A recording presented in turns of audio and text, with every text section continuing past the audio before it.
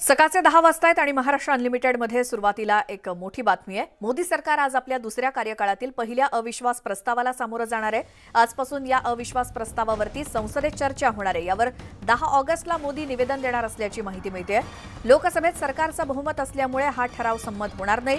खासदारकी पुन्हा मिळाल्याने या ठरावाच्या निमित्ताने राहुल गांधी मोदींना घेरण्याची शक्यता आहे। या आधी देखील अनेक भाषणांमध्ये राहुल गांधींनी मोदींना लक्ष्य केलं होतं।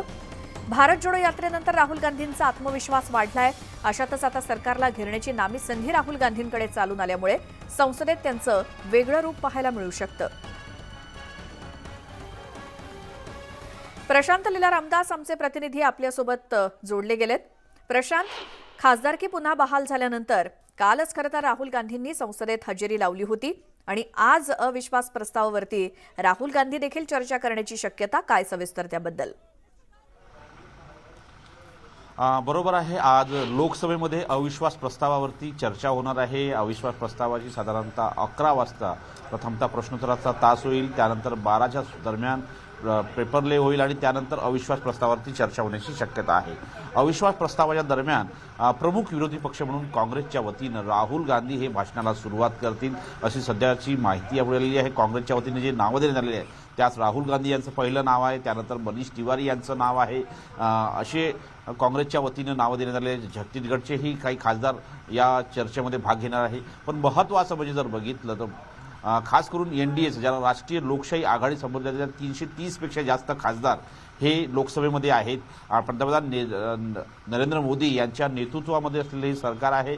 अविश्वास प्रस्ताव निश्चितपणे सत्ताधारी पक्ष जिंकेल, पण विरोधक कशा पद्धतीनं शाब्दिक हत्यारं उपसून ज्या पद्धतीनं त्यांच्यावरती हल्ला करतात हे देखील पाहणं अतिशय महत्त्वाचं ठरणार आहे। गेल्या अनेक दिवसांपासून सदस्यता रद्द करण्यात आल्यामुळे लोकसभेत न येऊ शकलेले राहुल गांधी काल ते लोकसभेत आलेले आहे आणि आज ते भाषणाला सुरुवात करणार आहे। त्यामुळे संपूर्ण देशाचं लक्ष हे राहुल गांधी आणि प्रशांत, ज्या वेळेला संसदेत राहुल गांधी बोलतील किंवा हा अविश्वास प्रस्ताव मांडला जाईल तेव्हा आपण थेट दृश्य आपल्या प्रेक्षकांना दाखवूच। आणि आता पुढची बातमी, दिल्लीमध्ये आज महाराष्ट्रातील एनडीए खासदारांची पंतप्रधान मोदी बैठक घेणार आहेत आणि या बैठकीला भाजप, शिवसेना, राष्ट्रवादी काँग्रेस आणि रिपाईचे खासदार उपस्थित असतील। लोकसभा आणि राज्यसभा या दोन्ही सभागृहातील सदस्य बैठकीला असतील आणि ही बैठक दिल्लीतल्या महाराष्ट्र सदनात संध्याकाळी पार पडणार आहे। या बैठकीत पंतप्रधान नरेंद्र मोदी हे खासदारांना मार्गदर्शन करणार असून बैठकीच्या निमित्तानं लोकसभा निवडणुकीची तयारी एनडीएनं सुरू केल्याची चर्चा आहे।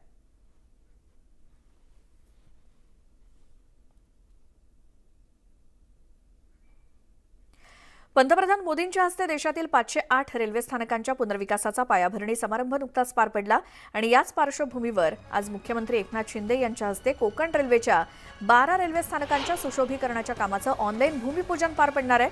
उपमुख्यमंत्री देवेंद्र फडणवीस, उपमुख्यमंत्री अजित पवार, केंद्रीय मंत्री नारायण राणे आणि सार्वजनिक बांधकाम मंत्री रवींद्र चव्हाण हे या कार्यक्रमात ऑनलाईन उपस्थित राहतील।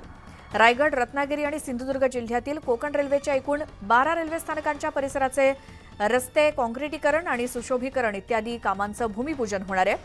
त्यासाठी कोकण रेल्वे आणि सार्वजनिक बांधकाम विभागात सामंजस्य करार करण्यात आलाय।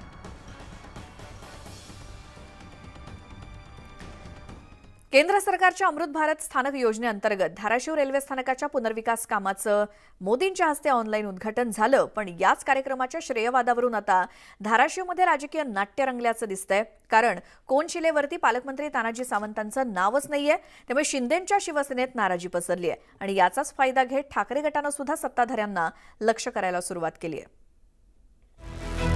धाराशिव रेल्वे स्थानकाच्या पुनर्विकासाच्या प्रलंबित मागणीला रविवारी पंतप्रधान नरेंद्र मोदी यांच्या हस्ते ऑनलाईन उद्घाटनाच्या माध्यमातून मुहूर्त मिळाला। केंद्र सरकारच्या अमृत भारत स्थानक योजनेच्या अंतर्गत झालेला कार्यक्रम मोठ्या थाटामाटात पार पडला, पण या कार्यक्रमाच्या ठिकाणी बसवण्यात आलेल्या कोनशिलेवरून आता वाद सुरू झालाय। या कोनशिलेवर पालकमंत्री आणि राज्याचे आरोग्यमंत्री डॉक्टर तानाजी सावंत यांचं नावच नसल्यानं शिंदेंची शिवसेना नाराज झाली आहे। पालकमंत्री साहेबांचं नाव, आमच्या तानाजी सावंत साहेबांचं नाव जे टाळलेलं आहे कोनशिलेवरती, तर त्यांनी या ठिकाणी राष्ट्रपती बंद केलेला आहे। कलेक्टर साहेबांना आत्ताच फोनवरती या ठिकाणी माझं बोलणं झालेलं आहे। त्यांच्याकडे त्याची लिखित तक्रार करणार आहे आणि ज्यांनी कोणीही मुद्दामून जाणून केलेला प्रकार आहे त्यांचा या ठिकाणी आम्ही कायदेशीर कारवाई करायची मागणी केली। तानाजी सावंत वगळता जिल्ह्यातले सर्व आमदार, खासदार, लोकप्रतिनिधी यांची नावं कोनशिलेवर लिहिली गेली आहेत। सत्ताधारी पक्षात नावाचं राजकारण पेटलेलं असतानाच ठाकरे गटाच्या खासदारांनी यावरून आमदार राणा जगजितसिंह पाटील यांच्यावरही निशाणा साधलाय. काय लोक पार्टीबाजी तर करायला लागलेतच, पण त्याच्या पुढे जाऊन पार्टी आपल्या घरातली आहे असं बी वागायला लागले. तर मला वाटतं ह्याचा विचार निष्ठावंत भारतीय जनता पार्टीचा कार्यकर्ता केल्याशिवाय राहणार नाही.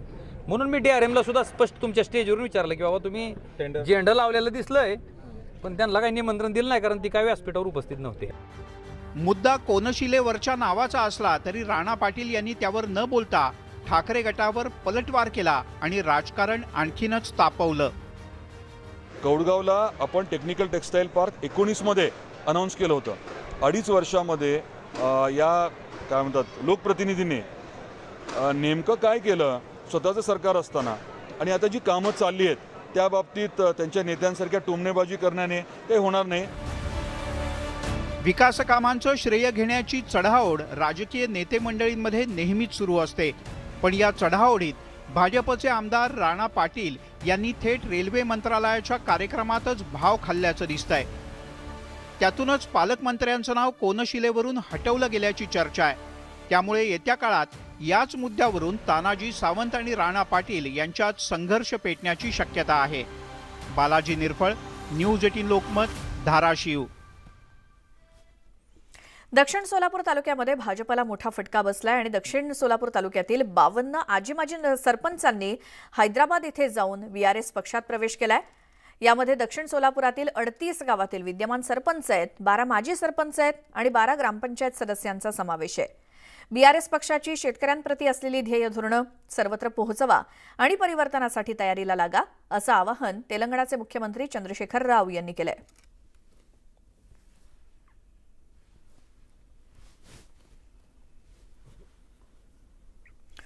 स्वाभिमानी संघटनेच्या शिस्तपालन समितीच्या नोटिशीला रविकांत तुपकरांनी केराची टोपली दाखवली. पुण्यामध्ये होत असलेल्या शिस्तपालन समितीच्या बैठकीला तुपकर गेलेच नाहीत. तुपकर आज माध्यमांशी संवाद साधून आपली भूमिका स्पष्ट करतायत. स्वाभिमानी शेतकरी संघटनेचे पक्षाचे नेते राजू शेट्टी यांच्यावरती तुपकरांनी आरोप केले होते आणि त्यानंतर त्यांना नोटीस पाठवण्यात आली होती. मात्र संघटना ही कोणाची खासगी मालमत्ता नाही, संघटना ही कार्यकर्त्यांच्या ताकदीवरती उभी राहिली आहे असा पवित्रा तुपकरांनी घेतला होता.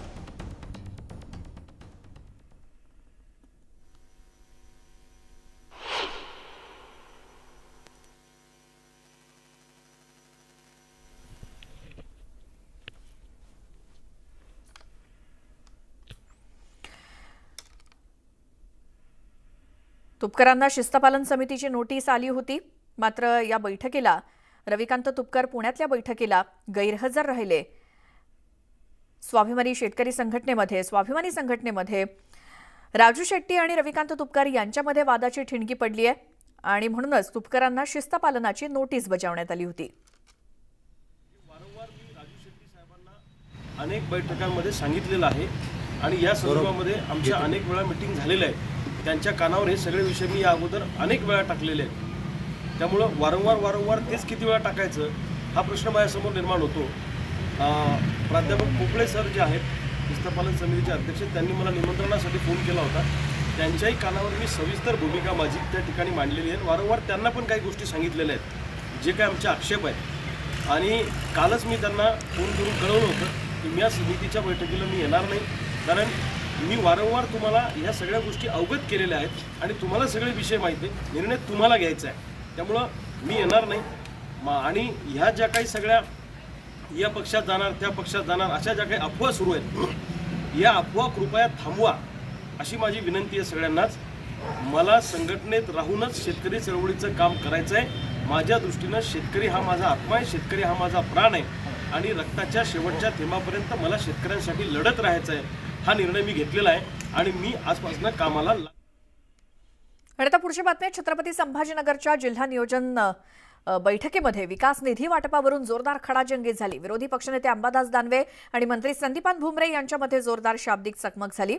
विकास निधी वाटपामध्ये विरोधी पक्षाच्या आमदारांवरती अन्याय केला जात असल्याचा आरोप दानवेंनी केला, तर मंत्र्यांनी दानवेंचा आरोप फेटाळला. पाहूयात.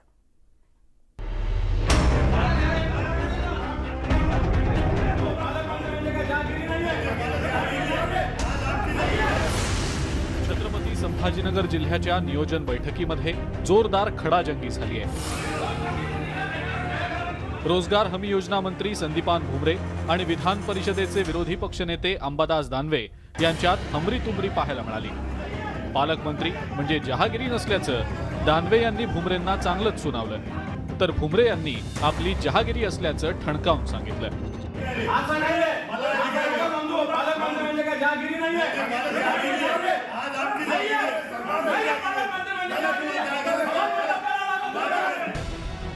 कन्नडचे आमदार उदयसिंग राजपूत यांनी विकास निधी दिला जात नसल्याची तक्रार केली.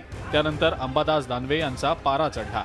त्यांनी रोजगार हमी योजना मंत्री संदीपान भुमरे आणि अल्पसंख्याक मंत्री अब्दुल सत्तार यांना धारेवर धरलं. त्याला या मंत्र्यांनी जोरदार प्रत्युत्तरही दिलं आणि त्यामुळे बैठकीतलं वातावरण चांगलंच तापलेलं होतं. अखेर विधानसभेचे माजी अध्यक्ष हरिभाऊ बागडे यांनी मध्यस्थी करून हा वाद मिटवला.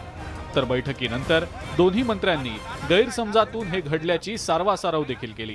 आम्ही सगळ्याला समान निधी दिलेला आहे आणि ते काय इडच आहे ना, विरोधी पक्षही द्यायचे, कोणी कोणाच्या अंगावर गेलं नाही. तुमच्या अंगावर उठून या ठिकाणी अंगावर माझ्या अंगावर कोणी आलं नाही, काही नाही, सगळे समोर आहे. भांडण नाही, विरोधी पक्षाचं काम आहे की आम्हाला जास्तीचा निधी द्या. फक्त आवाज वाढून आणि उठून बोलत होते, ते काय अंगावर धावून नाही आले. आमदारांच्या निधी वाटपामध्ये मंत्र्यांकडून अन्याय केला जात असल्याचा आरोप विरोधी पक्षनेते अंबादास दानवेंनी केलाय. मी शिवसेना प्रमुख मान्य बाळासाहेब ठाकरेंचा शिवसैनिक आहे. कोणताही अन्याय सहन करण्याचा प्रश्नच निर्माण होत नाही. जिल्हा नियोजन मंडळ म्हणजे स्वतःची जहागिरी अशा पद्धतीनं जर पालकमंत्री साहेब वागत असतील तर त्याला आवाज उठवलाच पाहिजे. पालकमंत्री झालेले संदीपान भुमरे साहेब, तेव्हापासून मी जितके पत्र दिले त्या पत्रापैकी एक सिंगल काम सुद्धा मला काम दिलं नाही.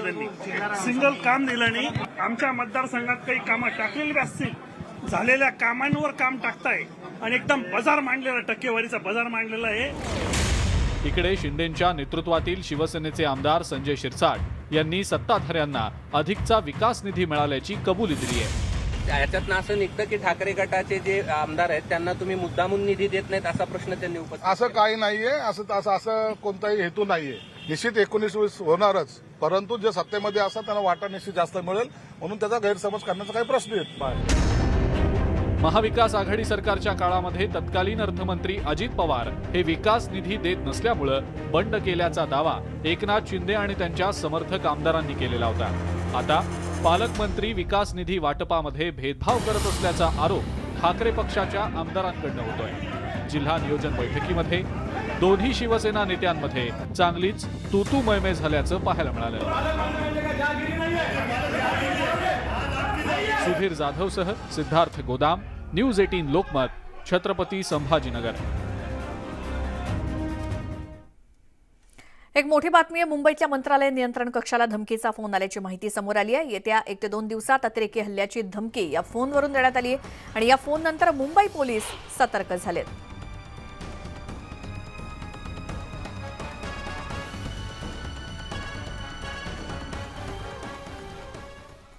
पालघर मुंबई अहमदाबाद राष्ट्रीय महामार्गावरती ट्रॅफिक जाम झालंय. पालघरमधील चिंचपाडा येथील धोकादायक पुलामुळे वाहतूक कोंडी झाली आहे. चिंचपाडा इथल्या अंडरपास ब्रिजला काल भगदाड पडल्यामुळे मुंबईकडून गुजरातकडे जाणाऱ्या वाहिनीवरील 2 लेन बंद करण्यात आल्या आहेत आणि मुंबईहून गुजरातकडे जाणाऱ्या वाहिनीवरती वाहनांच्या 3 किलोमीटरपेक्षा जास्त लांब रांगा सध्या लागलेल्या आहेत. मुंबई अहमदाबाद हायवेवरची ही परिस्थिती. राहुल पाटील आमचे प्रतिनिधी आपल्यासोबत आहेत.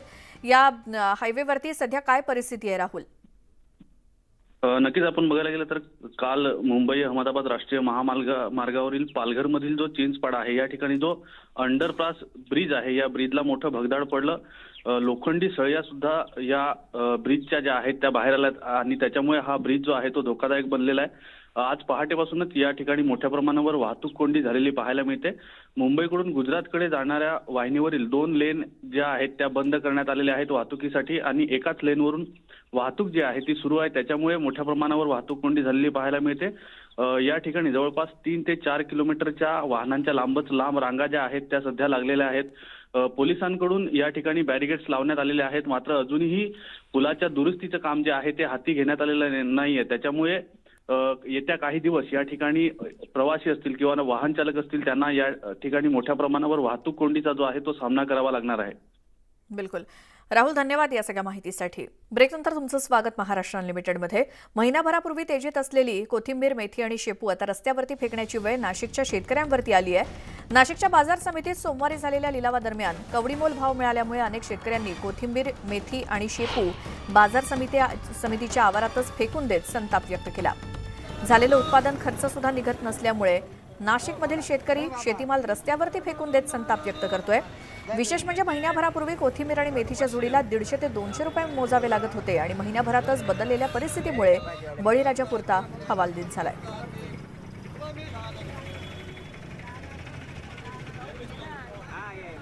लक्ष्मण घाटोळ आमचे प्रतिनिधी आपल्या सोबत जोडले गेलेत. लक्ष्मण, बाजार समितीमध्ये शेतकऱ्यांवरती ही वेळ का आली आहे? काय दर आहेत एकूणच वेगवेगळ्या भाज्यांचे? खरं तर गेल्या महिन्याभरापूर्वी कोथिंबीर आणि इतर भाज्या ज्या आहेत त्या मोठ्या प्रमाणात तेजीमध्ये होत्या आणि त्यानंतर अनेक शेतकऱ्यांनी मोठ्या प्रमाणामध्ये या भाज्यांची लागवड केली आणि त्यामुळे एकाच वेळी बाजार समितीमध्ये मोठ्या प्रमाणामध्ये भाज्यांची आवक आली आणि त्यामुळे या भाज्यांचा दर जो आहे तो मोठ्या प्रमाणात घटल्याचं आपल्याला पाहायला मिळतंय. काही दिवसांपूर्वी 20 ते 25 रुपये जोडीने जाणारी कोथिंबीर जी आहे ती अवघी 50 पैसे ते 30 पैसे प्रति जोडी अशा प्रमाणे जाऊ लागल्यामुळे शेतकऱ्यांना जो बाजार समितीपर्यंत भाजीपाला आणण्याचा जो खर्च आहे तो देखील निघत नसल्यामुळे संतप्त झालेल्या शेतकऱ्यांनी आपला भाजीपाला जो आहे तो बाजार समितीतच फेकून देऊन त्या ठिकाणून निघून जाणं पसंत केलं. कारण तासनतास बसून देखील हा भाजीपाला घेण्यासाठी किंवा या भाज्यांच्या जोड्या घेण्यासाठी लिलाव करण्यासाठी व्यापारी त्या ठिकाणी फिरकत नव्हते आणि जे व्यापारी त्या ठिकाणी येत होते ते 50 पैसे ते 30 पैसे प्रति जोडी अशा भावाने ह्या सगळ्या भाजीपाला मागत होते आणि याच सगळ्यामुळे शेतकरी हवालदिल होऊन त्या शेतकऱ्याने अशा पद्धतीनं भाज्याच्या जोड्या ज्या आहे त्या रस्त्यावरती आणि बाजार समितीच्या आवारामध्ये फेकून देऊन आपला राग जो आहे तो व्यक्त केलेला आहे. मात्र एकूणच जर आपण बघितलं तर बाजार समितीमध्ये होणारी आवक यामुळे ही भाजीपाल्याचे भाव जे आहे ते घसरल्याचं समजत आहे. लक्ष्मण, धन्यवाद या सगळ्या माहितीसाठी. आता बातमी पुण्यातून आहे. एका कार्यक्रमादरम्यान गायकावरती बनावट नोटांची उधळण केल्याचं समोर आलंय. उधळलेल्या नोटा 2000 रुपयांच्या बनावट नोटा होत्या आणि यावेळी गोंधळ उडाल्यामुळे हा कार्यक्रम बंद करण्यात आला. त्यामुळे संतापलेल्या 7 ते 8 जणांनी हॉटेलमध्येच तोडफोड केल्याचा आरोप होतोय.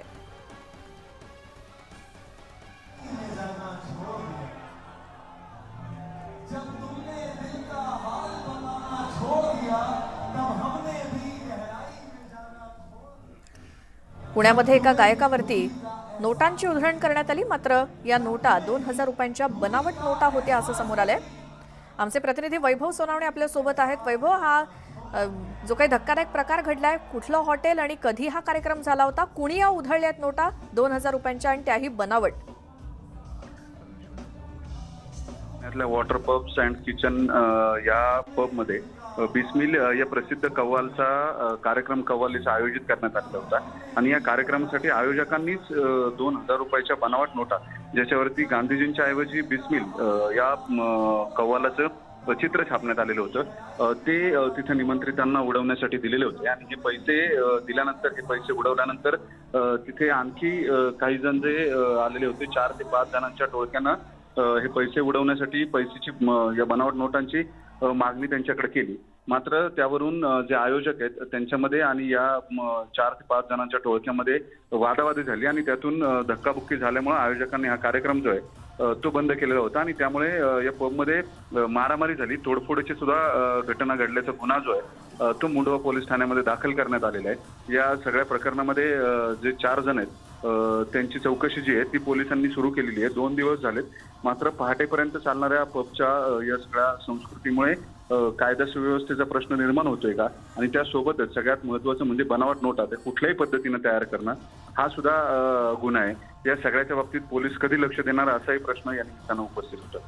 श्वेता. वैभव, धन्यवाद सगळ्या माहितीसाठी.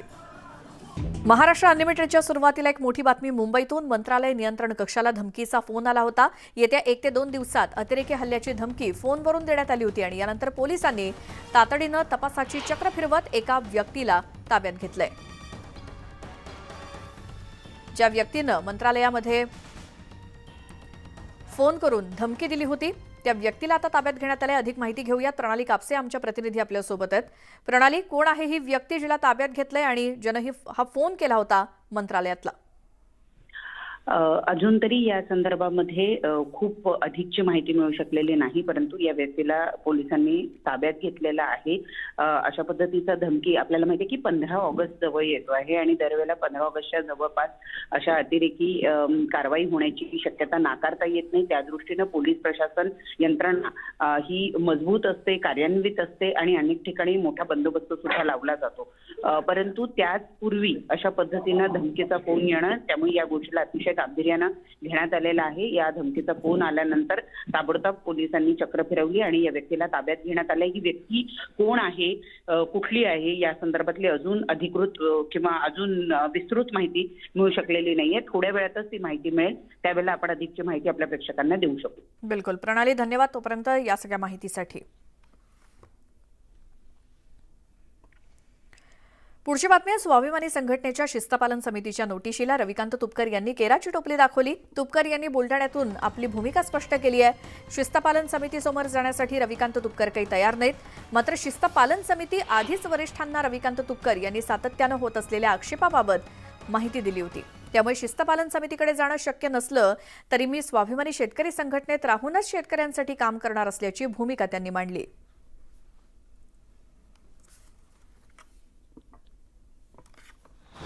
स्वाभिमानी शेतकरी संघटनामध्ये सुरू असलेले वाद विवाद यावर आज स्वाभिमानी शेतकरी संघटनेने पुणा येथे शिष्टमंडळाची एक बैठक ठेवली होती आणि त्या बैठकीला रविकांत तुपकर यांना देखील निमंत्रण होतं. मात्र रविकांत तुपकर त्या बैठकीला पोहोचले नाही. ते स्वतःच्या घरी आज बुलढाण्यामध्ये आहेत. नेमकं का गेले नाहीत आपण त्यांच्याकडून जाणून घेऊया. हो, आज शिष्टपालन मंडळाची बैठक होती, का नाही गेली?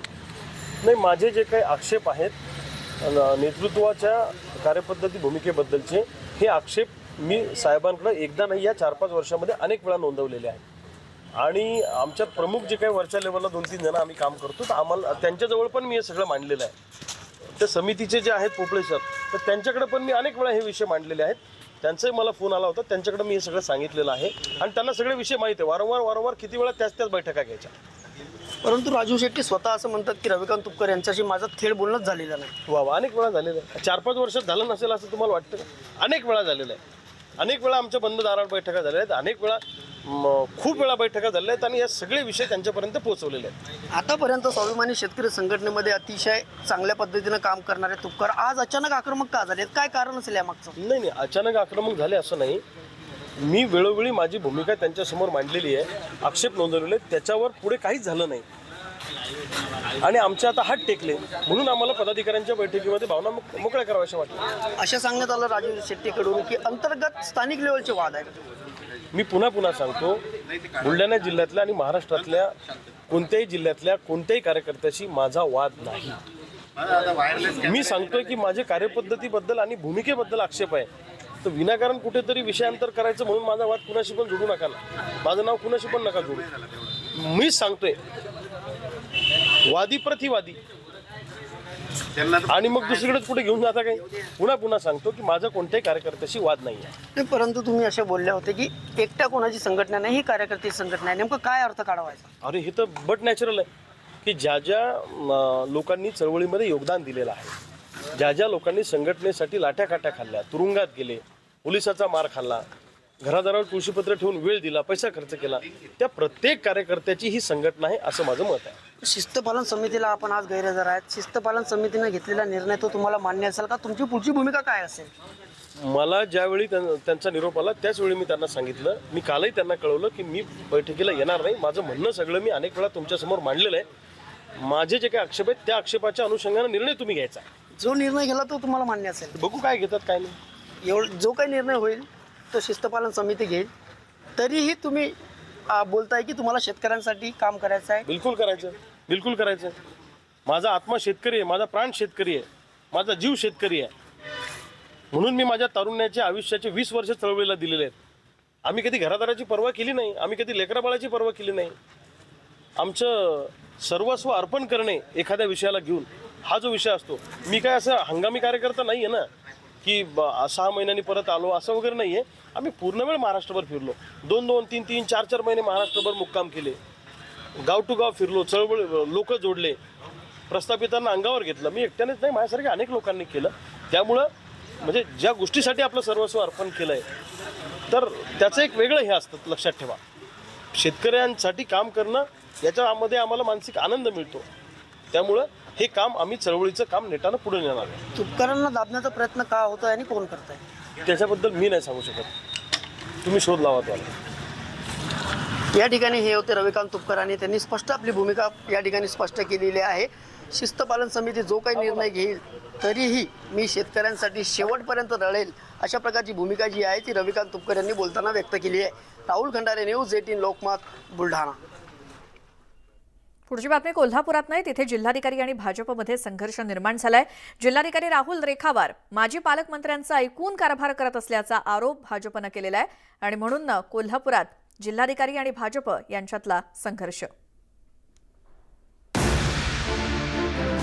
जिल्हाधिकारी राहुल रेखावार यांच्या बदलीची मागणी भाजपनं केली आहे. माजी पालकमंत्री सतेज पाटील यांचं राहुल रेखावार अजूनही ऐकतात असा आरोप भाजपनं केला.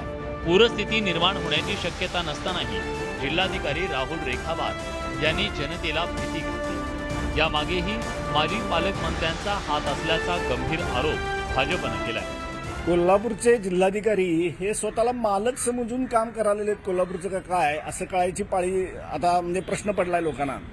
म्हणजे महापुराच्या नावाखाली त्यांनी एवढी घबराट पसरवली, लोकांना प्रचंड पळापळ करायला लावली, आधीच लोकांना घरं सोडायला लावली, काही जणांना हॉटेल बुक करायला लावली. कादंबरी बलकवडेंनी मंजूर केलेली कामं पण जी मंजुरी होती त्या कामांना पण यांनी स्थगिती दिलेली आहे. अशी बरीच उदाहरणं आम्हाला देता येतील. म्हणून हे आपले कोल्हापूरचे जिल्हाधिकारी माननीय राहुल रेखावार यांची बदली करावी अशी आम्ही मागणी करतोय.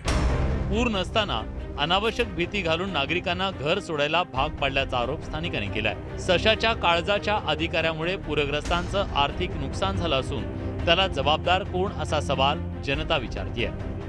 काही पाणी आलं नाही, त्याच्या निम्म पण पाणी आलेलं नाही. आणि हे मला वाटतं की हे जर IAS ऑफिसर आहेत कलेक्टर, एक सशाच्या काळजाचं कलेक्टर म्हणता येईल. कलेक्टर हा खंबीर पाहिजे आणि लोकांना धीर देणारा पाहिजे. जर सशाच्या जसं पाठीवर एक पान पडल्यानंतर आकाश फुटलं असं गावभर ओरडं अशी एक कथा आहे, तर त्याप्रमाणे या कलेक्टरांनी लोकांना पॅनिक करण्याचं काम केलेलं आहे. जिल्हाधिकारी राहुल रेखावार यांनी त्यांच्यावर झालेले सगळे आरोप फेटाळून लावलेत. सरळ सांगायचं झालं तर माजी पालकमंत्री साहेबांचा याच्यात कुठेही काही रोल नाही आहे. त्यांच्याकडून अशा कोणत्याही पद्धतीच्या सूचना नाही आहेत ज्याच्यामुळे कोणी पण असा निष्कर्ष काढू शकेल की मी त्यांच्या सूचनेप्रमाणे काम करतो. दीपक केसरकर पालकमंत्री असताना सतेज पाटलांचा प्रशासनावर वचक दिसून येतोय. त्यामुळे येत्या काळात राजकीय वातावरण चांगलंच तापणार असून जिल्हाधिकारी राहुल रेखावार यांच्या समोरची संकटं वाढणार असल्याचं स्पष्ट होत आहे. ज्ञानेश्वर साळोखे, न्यूज 18 लोकमत, कोल्हापूर.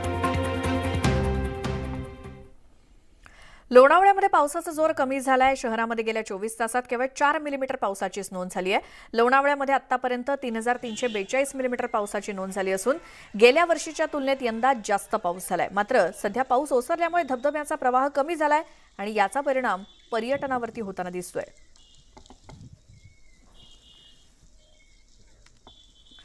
बीडच्या गेवराई शहराला पाणीपुरवठा करणारी पाईपलाईन बोरी पिंपळगाव उमापूर जवळ फुटल्यामुळे लाखो लिटर पाणी वाया चाललंय. गेल्या 8 दिवसांपासून नागरिक पाईपलाईन दुरुस्तीची मागणी करतायत. मात्र पालिकेच्या गलथान कारभारामुळे अद्याप या पाईपलाईनची दुरुस्ती झालेली नाही. दरम्यान गेल्या 8 दिवसांपासून शहराला पाणी मिळत नसल्यामुळे नागरिकांनी संताप व्यक्त केलाय.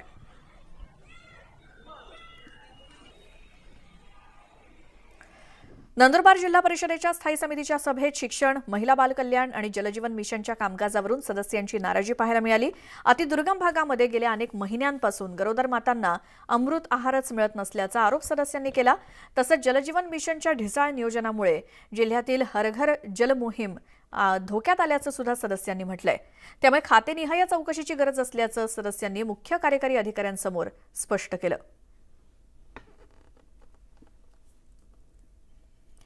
नंदुरबारच्या शहादा तालुक्यातील शेतकऱ्यांना गेल्या 7 महिन्यांपासून ऊसाचे पैसे न मिळाल्यामुळे शेतकरी आक्रमक झालेत. सामाजिक कार्यकर्त्या मेधा पाटकर यांच्या उपस्थितीत तहसील कार्यालयात समन्वय बैठक पार पडली आणि येत्या 20 तारखेपर्यंत सर्वांचं थकीत बिल दिलं जाणार असल्याचं नागाई शुगरच्या वतीनं स्पष्ट करण्यात आलंय. धनादेशाच्या माध्यमातून पैसे देण्यापेक्षा थेट शेतकऱ्यांच्या खात्यात रक्कम जमा करावी अशी मागणी शेतकऱ्यांच्या वतीनं करण्यात आली आहे आणि थकीत बिलाची रक्कम व्याजासहित मिळावी असा मुद्दा सामाजिक कार्यकर्त्या मेधा पाटकर यांनी लावून धरलाय.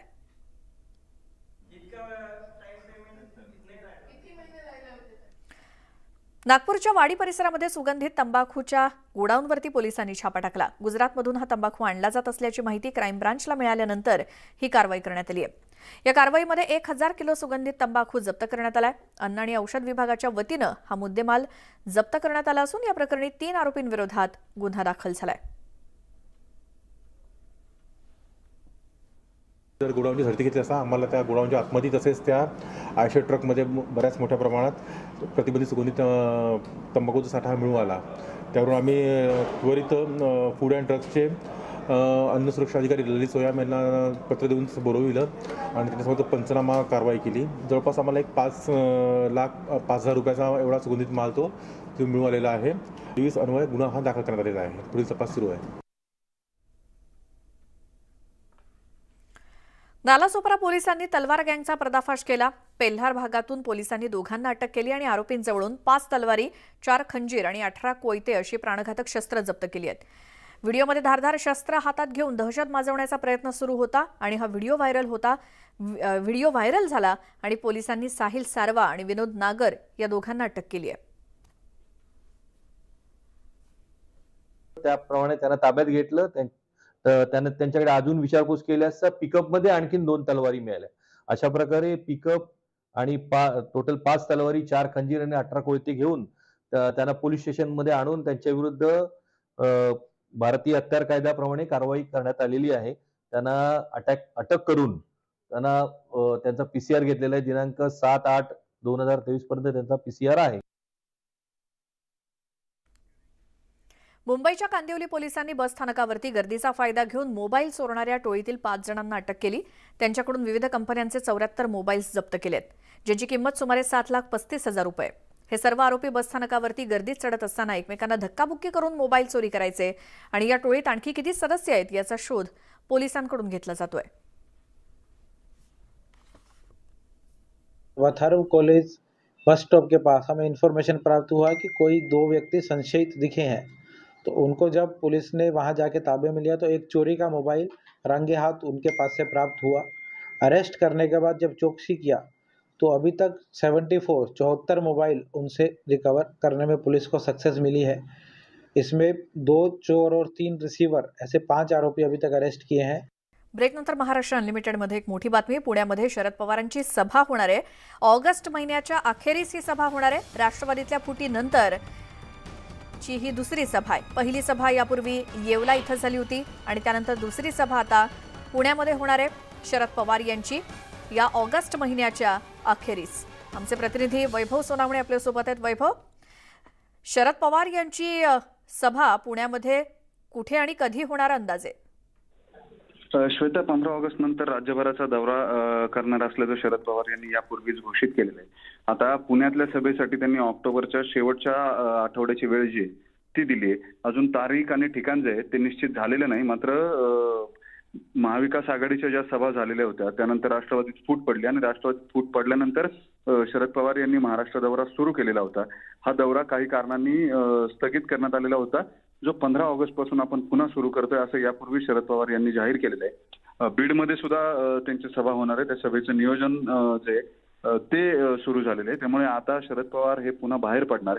इकडे एक सहकारी जे आहेत ते सोडून जात असताना शरद पवार यांच्या भूमिकेच्या बाबतीमध्ये संभ्रम जो आहे तो सतत निर्माण होतोय.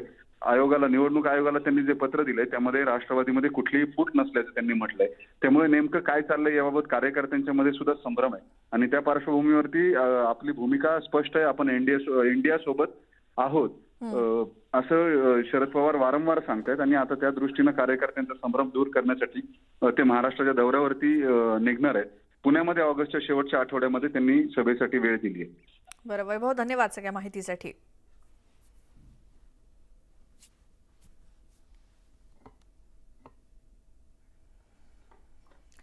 आणि आता पुढची बातमी ती म्हणजे दौंड शहरामध्ये हातात धारदार कोयता घेऊन शहरातील रस्त्यावरती दहशत निर्माण करणाऱ्या दोघांविरोधात दौंड पोलीस ठाण्यामध्ये गुन्हा दाखल झालाय. आरोपी राकेश जगताप आणि सचिन नलावडे हे दोघे शहरातल्या रस्त्यावरती हातात कोयता घेऊन मोटरसायकलवरून फिरत असताना दिसतायत. पोलिसांना माहिती मिळाल्यानंतर दोघांना अटक झाली आहे. या संपूर्ण घटनेचा व्हिडिओ सोशल मीडियात व्हायरल होतोय.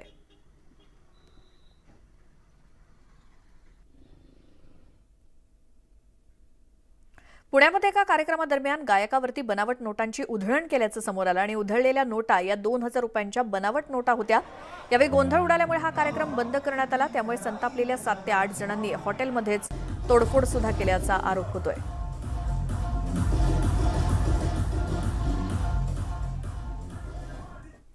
आणि या बातमीसोबत वेळ झाली आणखी एका छोट्याशा ब्रेकची. पाहत राहा न्यूज 18 लोकमत.